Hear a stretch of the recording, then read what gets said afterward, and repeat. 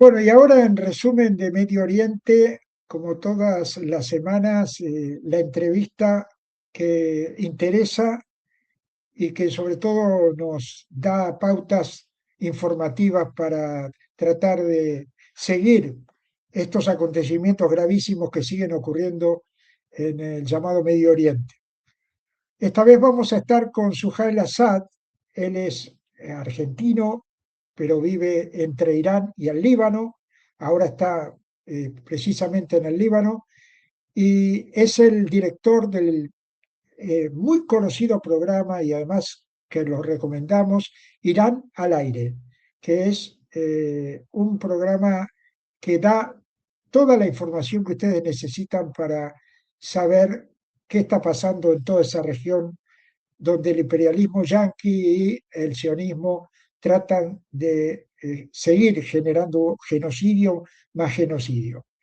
Te recibimos, Suhail, una alegría que estés con nosotros en resumen de Medio Oriente. Muchas gracias, don Carlos. Un fuerte abrazo para usted, para toda la gente de Resumen de Medio Oriente y para la gente que nos escucha y nos ve.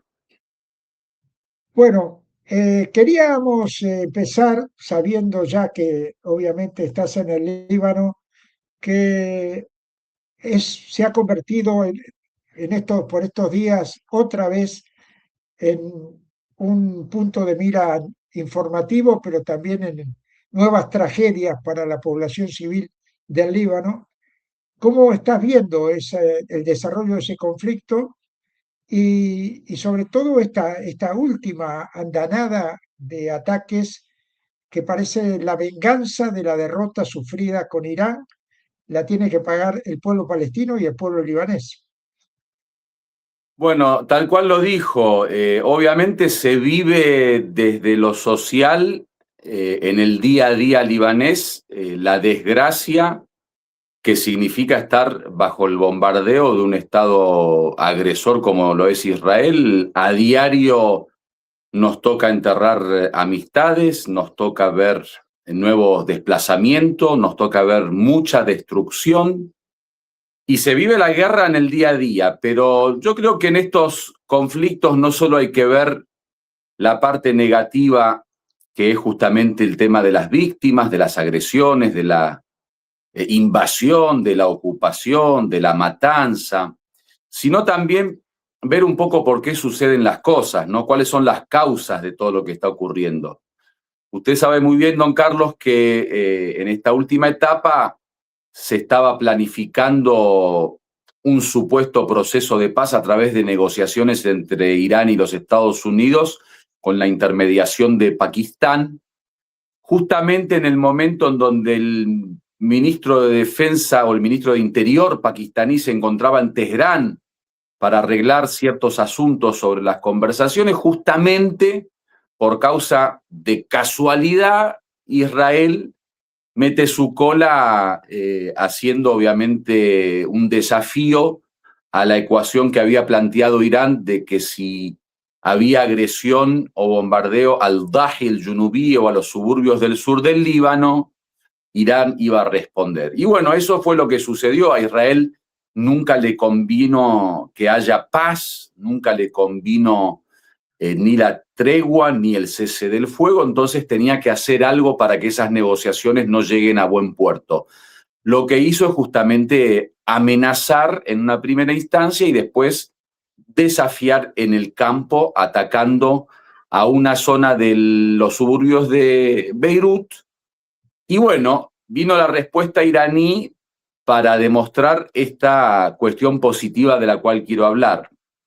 La cuestión positiva de todo esto, don Carlos, tiene que ver con que Israel, desde su fundación en el 1948, uno de sus intentos siempre había sido fragmentar el frente del mundo árabe, es decir, no interactuar con el mundo árabe desde el panarabismo que habían deseado los árabes desde la época de Abd Nasser de Egipto, por ejemplo, o con los partidos Ba'ath como el de Siria o Irak en su momento. O sea, el mundo árabe intentó siempre, después de la época postcolonial, armar un mundo árabe unido, algo similar a la América Latina que deseó siempre estar unida y poder funcionar como un bloque único. Israel se las arregló justamente para destruir ese bloque árabe, esa unidad en materia de política de defensa o estrategia de defensa, y lo logró creando una división no solo a nivel geográfico, como lo había hecho Gran Bretaña y Francia cuando se dividieron la zona y hicieron esta partición como una torta que a cada uno le tocaba una porción, hicieron de una única geografía mini países como el Líbano con 10.452 kilómetros cuadrados, Siria por otro lado, Jordania por otro lado, Palestina por otro lado. Entonces Israel intentó hacer de esa división geográfica una división también en materia de defensa. Entonces no quería tratar con el mundo árabe como un único gran enemigo unificado, sino como pequeñas porciones con la famosa continuidad de la política famosa británica divide y triunfarás. Bueno, el intento de Israel funcionó y desgraciadamente los árabes se comieron el verso de los nacionalismos según su propia geografía y límites geográficos. Teherán establece una nueva definición y distingue entre división geográfica y división de defensa. Dice, no, señores, en geografía podemos estar divididos, pero en defensa somos uno. Nos interesa tanto la seguridad de Teherán como la seguridad de Damasco, la seguridad de Beirut como la seguridad de Bagdad. Entonces, crea este frente de la resistencia apoyando a los pueblos con voluntad de querer defender su soberanía, independencia, su territorio, su nación, y así es como hoy Irán impone una nueva ecuación que significa que le peguen a Beirut es exactamente igual que pegarle a Teherán. Así que quien quiere meter su mano para destruir la seguridad y la integridad del territorio del Dahi, el Junubí o los suburbios de Beirut es como si fuera que metió su mano en Teherán. Y eso yo creo que es el triunfo de la República Islámica de Irán a nivel estratégico, don Carlos. Ahora, está muy claro eso en cuanto a la posición de Irán de defensa integral de la región, porque también lo extiende a Palestina. De alguna manera, desde que comenzó la revolución islámica con el imán Khomeini, una de las primeras cosas que se hizo a nivel de política exterior es anunciar que Irán va a apoyar a Palestina hasta la reconquista final y la independencia final de Israel. Ahora, Israel sigue matando, sigue atacando, no atacará los suburbios de Beirut, pero a pesar de que Irán paró, porque dijo, bueno, ya hemos cumplido con lo que nos hemos planteado, hemos castigado este ataque de Israel a Beirut, pero sigue atacando todos los días y a toda hora el sur del Líbano. ¿Eso cómo se entiende? ¿Cómo se entiende, digo, desde esta idea de Irán de proteger al Líbano? Porque el sur del Líbano también es el Líbano. No, el tema del sur del Líbano es como que había una ocupación ya bastante antigua en el sur del Líbano. Siempre la ecuación del sur estaba un poquito separada de la otra estructura geográfica del Líbano, porque el sur estaba involucrado en varias cuestiones. El sur, por un lado, a nivel población, son pueblos que su población son chiitas, a diferencia de muchas otras zonas del Líbano que son cristianas, drusas, sunitas, protestantes, maronitas. Bueno, este estado confesional en la estructura política del Líbano que funciona por confesiones y por división de poderes en donde el presidente es cristiano, el primer ministro es sunita, el jefe del parlamento es chiita. Entonces, esa parte del sur, primero porque estaba ocupada directamente con las tropas israelíes en territorio del sur, entonces la ecuación siempre era más difícil. Por eso es donde ahí se encuentran directamente las fuerzas de seguridad de las Naciones Unidas, se encuentran los cuarteles de la resistencia, se encuentran históricamente, bueno, la resistencia palestina funcionó desde ahí, en medio como un acuerdo que hicieron desde el conflicto palestino cuando no querían abrir muchos frentes con el mundo árabe en las guerras desde el 48, 49, 67, 73 y todas las posteriores guerras, como que se llegó a un acuerdo que, bueno, todos los que quieren luchar con Israel están en el sur del Líbano, vacíen los otros frentes y dejen a Jordania sin frente, a Siria sin frente, a Egipto sin frente. Entonces, medio que había un acuerdo interno entre las dos partes que en todo caso el conflicto continúa en el sur, no igualmente en el Dahie. Lo otro tiene que ver con el tipo de geografía, y es que el sur, obviamente, oficialmente es un establecimiento de las tropas de la resistencia islámica, mientras que las otras zonas del Líbano no está oficializado la presencia de la resistencia como para que sea parte de la ecuación en el campo de batalla. Entonces, la contabilidad a nivel estratégico es diferente. Pero así todo, Irán simplemente quiso demostrar que sea donde sea los ataques, justamente el título que dio Irán es una promesa. O sea, si dijimos que no ataquen a los suburbios de Beirut porque va a ser atacado Israel, bueno, eso ya es ganar en esa parte, ¿no? O sea, imponer la voluntad iraní. Pero más allá de eso, Irán dejó claro en los papeles, en la negociación, que cuando se habla de paz, se habla justamente, como bien lo dijo usted, paz integral, paz regional, paz para toda la zona. Entonces, es por eso que Israel está tan molesto, porque en realidad lo que significa el cumplir con estas condiciones de Irán es la expulsión de las bases militares de Norteamérica en toda la zona y el compromiso de las monarquías árabes del Golfo Pérsico de establecer una nueva estrategia de defensa o política de defensa, en donde Irán tendrá obviamente la última palabra, especialmente por todo el tema de las presiones que ejerció Irán a través del Estrecho de Hormuz. Estrecho de Hormuz, donde Irán ahora ha planteado claramente que va a controlarlo y va a tener que cada uno de los barcos que pasa solicitar el permiso correspondiente. Obviamente esto a Estados Unidos y a Israel también los pone al borde del ataque de nervios, porque por ahí, por ahí pasa gran parte de todo lo que necesitan ellos para seguir haciendo dinero, ¿verdad? Pero te quiero llevar a otra cosa. Eh, Israel se encontró otra vez, y ya no es la primera, es la tercera o cuarta, con un Hezbollah, con una resistencia islámica y libanesa muy fuerte, a pesar de que ellos apostaban de que la resistencia estaba golpeadísima, que lo estuvo, por supuesto, por el asesinato de su líder máximo, Hassan Nasrallah, y por las múltiples muertes de comandantes de Hezbollah. Sin embargo, se rehizo, y hoy mismo los diarios israelíes sostienen de que Israel, a pesar de los bombardeos y a pesar de las muertes de población civil, sigue siendo un problema para las tropas israelíes estar en el sur del Líbano por los ataques de mucha potencia de Hezbollah. ¿Eso se visualiza así también en el Líbano?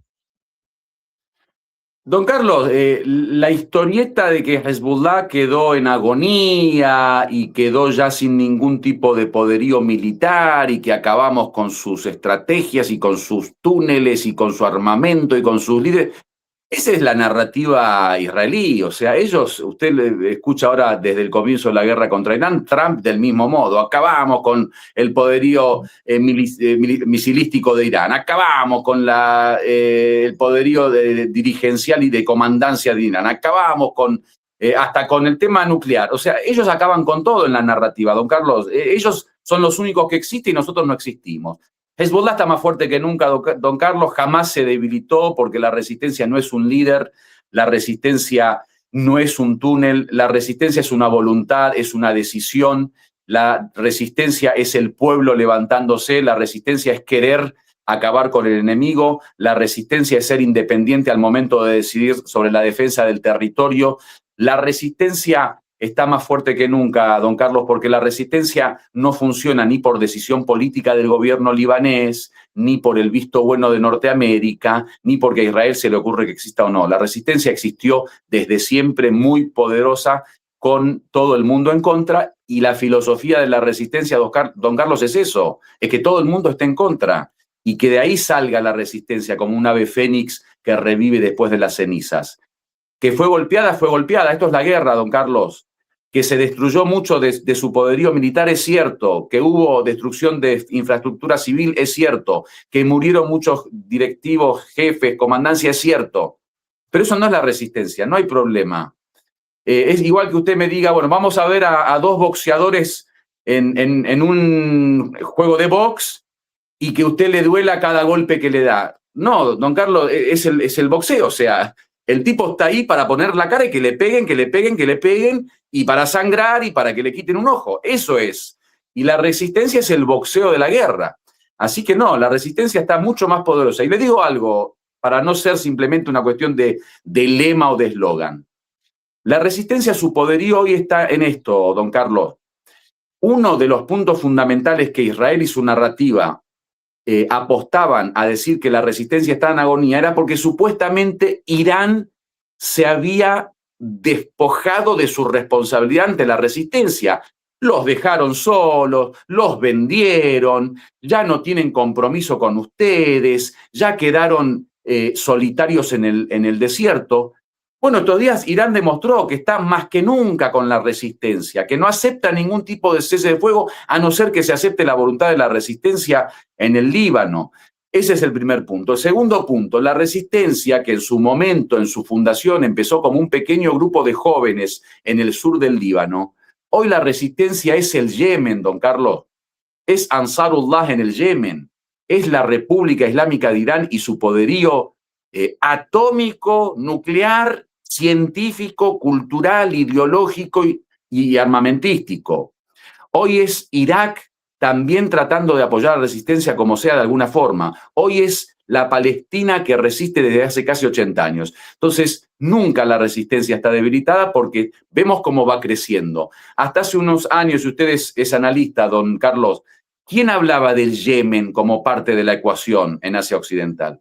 ¿Quién se esperaba que de Yemen salgan misiles y atenten contra la seguridad de Israel? Hoy el Yemen se suma a la resistencia. Entonces, ¿por qué digo esto? Porque la resistencia no es solamente Hezbollah. La resistencia es el frente, como lo dijo el Said Mustafa Jamenei, nuevo líder de la revolución. Ya no lo llamen eje de la resistencia, hay que llamarlo frente, es decir, una única resistencia que tiene obviamente una geografía esparcida en Irak, Yemen, Palestina, Irán y Líbano. ¿Cómo estás viendo y cómo se ve desde allí estas negociaciones que están yendo para atrás, para adelante, por parte de Trump, sobre todo entre Estados Unidos e Irán, en la cual cada tanto informativamente nos tiran elementos como le está soltando la mano a Netanyahu o está muy enojado con Netanyahu porque ataca al Líbano cuando no había que atacarlo. Eh, ¿Cómo lo ves eso? Como un cuadro teatral, un show que monta siempre Trump o como parte de algo que se está quebrando también allí en esa alianza del sionismo cristiano con el sionismo israelí? Las negociaciones es haber abierto la puerta por parte de Estados Unidos a un reconocimiento de una derrota histórica, don Carlos.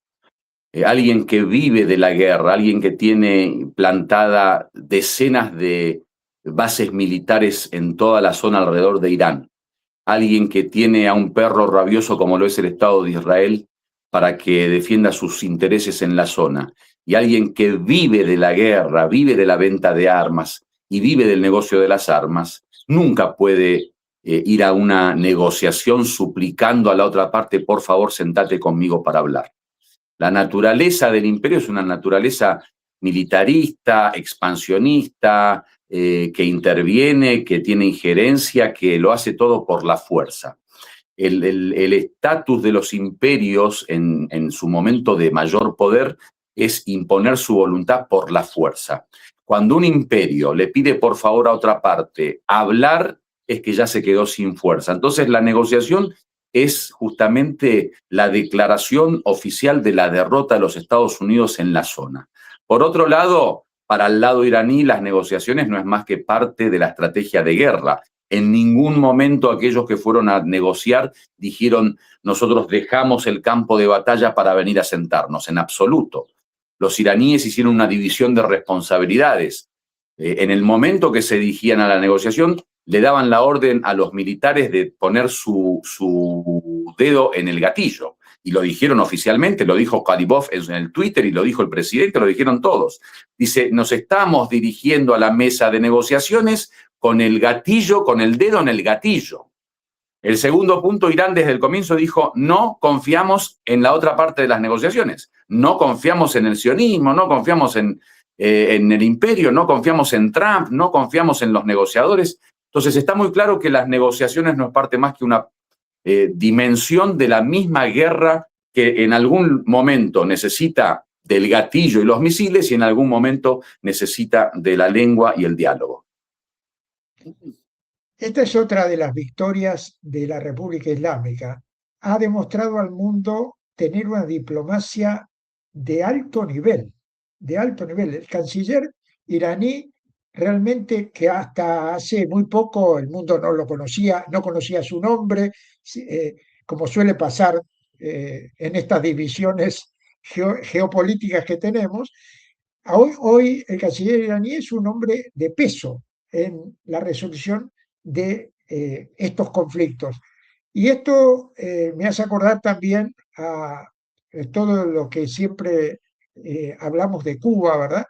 Donde a pesar de todos los bloqueos y todas las situaciones que vive Cuba, la diplomacia cubana ha sabido ir venciendo de a poco ese aislamiento que le impuso el imperio y hoy se puede discrepar o no discrepar en el mundo con Cuba, pero tienen que atender que es una diplomacia de alto nivel también.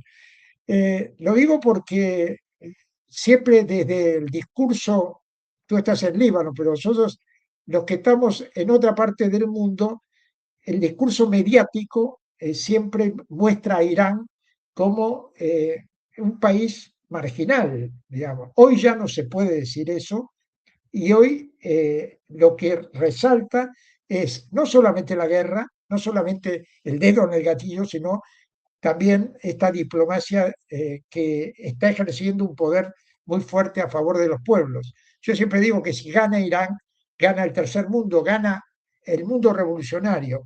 Y cada golpe que Irán aplica al imperio es una victoria del lado de los oprimidos. Cosa que esto es lo que Estados Unidos sabe ver también y por eso aprieta en otras partes, ¿verdad?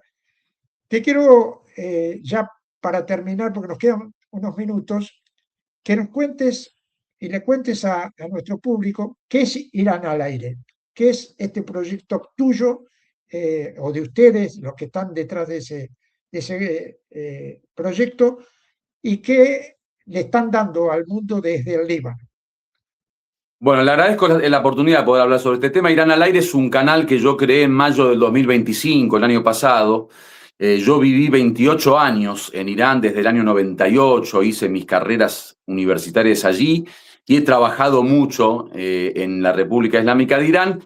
Bueno, la gente tenía muchos interrogantes, preguntas, querían conocer sobre Irán y me di cuenta que existían muchas falsas noticias, una imagen de Irán totalmente distorsionada, falsificada, manipulada. Y bueno, como argentino que tuvo esa experiencia de vivir tantos años en Irán y de conocer tan de cerca la causa iraní, de manejar el idioma persa a la perfección, porque fue mi idioma académico durante 25 años, y de tener, digamos, todas mis relaciones laborales y personales allí en Irán, me sentí con la responsabilidad de ser parte de la voz de Irán para el mundo hispano en este caso, para Latinoamérica en particular, y comencé con este canal al principio simplemente como algo de dar a conocer la cultura, la civilización y algunas cuestiones de las costumbres, la idiosincrasia. Cuando comenzó la guerra, bueno, obviamente sentí un doble grado de responsabilidad, entonces abrí esta cuestión de los programas al aire, que estoy saliendo desde hace 100 días todas las noches desde el Líbano. Y bueno, tenemos invitados de todas partes. Tuvimos el gran placer y orgullo de tenerlo a usted, don Carlos, como invitado también. Estamos tratando de hablar un poco de Irán desde varias posturas. Estamos trayendo gente muy diversa, no con una única ideología, una única forma de pensar o una única posición. Traemos gente que van desde lo cultural, desde lo religioso, lo geopolítico, lo social. Traemos periodistas, analistas, comunicadores. Así que mi labor es simplemente ser un puente de encuentro. A mí siempre me interesó mucho poder demitificar un poquito todas las mentiras que los medios de comunicación hacen a través de un lado y otro. O sea, a los iraníes le mienten sobre América Latina y a los latinos le mienten sobre Irán. Entonces yo que tengo la experiencia de tener varias culturas, idiomas, lenguas, etcétera, etcétera, me siento medio un responsable de crear puentes y decir, muchachos, ni los latinos son como ustedes los ven, ni los iraníes son como ustedes los ven. Así que bueno, Irán al Aire cumple esa misión, puente de encuentro entre los pueblos. Yo creo fielmente entre la cuestión de que los pueblos tienen que encontrarse cara a cara, sin intermediarios, sin los medios de comunicación, en un diálogo directo para poder conocernos mutuamente. ¿Y cómo hacen con los idiomas? ¿Cómo hacen? Porque entre las entrevistas habrá gente que habla castellano, pero también habrá gente que habla árabe. ¿Cómo haces esos cambios?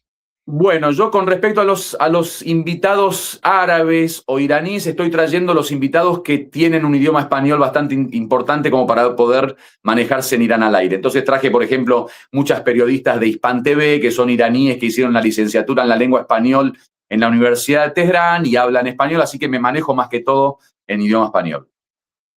No se te ha ido el argentino para nada, con todos los años que has estado en Irán y ahora en el Líbano, realmente hablas como si estuvieras en Caballito o en Boedo. Yo amo Gracias, Argentina, Sujail, don Carlos. Amo Argentina y amo mi identidad argentina, así que nunca me despojé de ella en absoluto. Al contrario, un orgullo. por supuesto. Sujail Assad, de Irán al aire en el Líbano, pero hablando de Irán y hablando de toda la región, te agradecemos por eso, por estar informándonos sobre lo que los medios hegemónicos ocultan, tergiversan, y nosotros humildemente hacemos exactamente lo mismo. Así que bueno, esta es una conversación entre hermanos y que son las que más me gustan hacer siempre. Te mando un abrazo grande y bueno, que Irán siga fortaleciendo su estructura de país y de nación y que el Líbano pueda tener paz, como toda la causa palestina pueda sentir también la paz en algún momento. Al contrario, don Carlos, le agradezco yo a usted por toda su labor, su profesionalismo, todo su compromiso en realidad y su responsabilidad de estar haciendo llegar la voz de todas las causas justas y de todos los pueblos oprimidos. Así que un fuerte abrazo y mis felicitaciones por su programa y por el resumen de Medio Oriente. Gracias. Un abrazo grande.